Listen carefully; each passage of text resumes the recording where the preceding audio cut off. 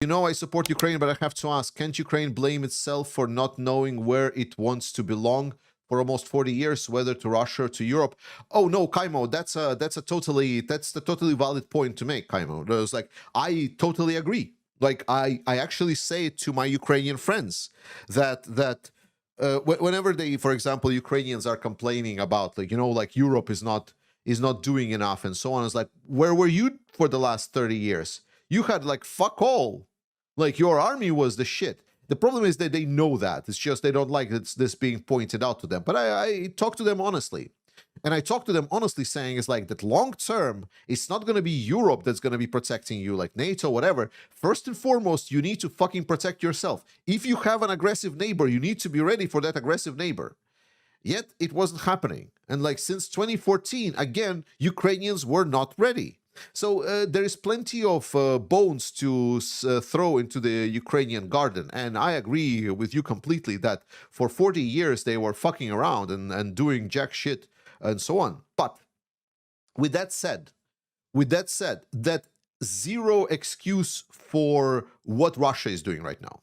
Like, it doesn't matter. Like, even if Ukraine would be the most corrupt country, which is not, by the way, in Europe, Ukraine has gotten in their corruption level much, I mean, corruption fighting level, sorry, much higher, even over the war. And beyond that,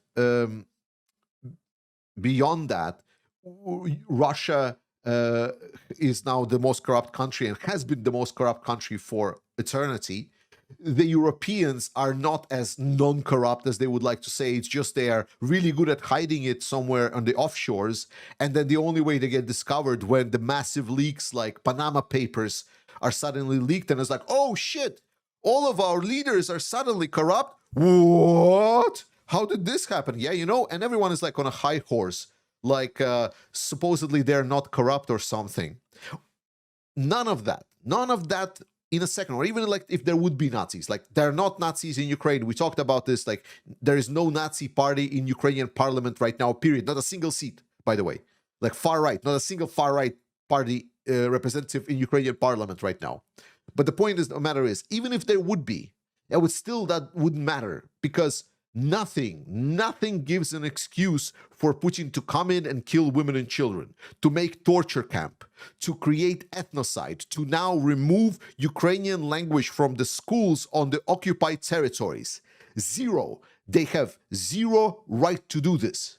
So it doesn't matter who Ukraine is or like that, what they have been doing and how they are, and they're not perfect. And you know, some of they don't want to fight, some of they want to escape the war, and so on. All of that does not matter, because what matters is the point that what Russia is doing is fucking genocide, and that is absolutely unforgivable, despite the fact that Ukraine was not ready. All of these is true. So for me, that is why Ukraine matters. Like, not because Ukraine is the bestest and the awesomest country and the most pure and godly and so on. They absolutely fucking not. There's so many issues in Ukrainians, and I would be glad taking them apart after the war is over and so on. But right now, just for the sake of everything that is for human values, like the most black and white conflict in the history of mankind, is now basically happening before our eyes. And I for sure know on which side I'm on.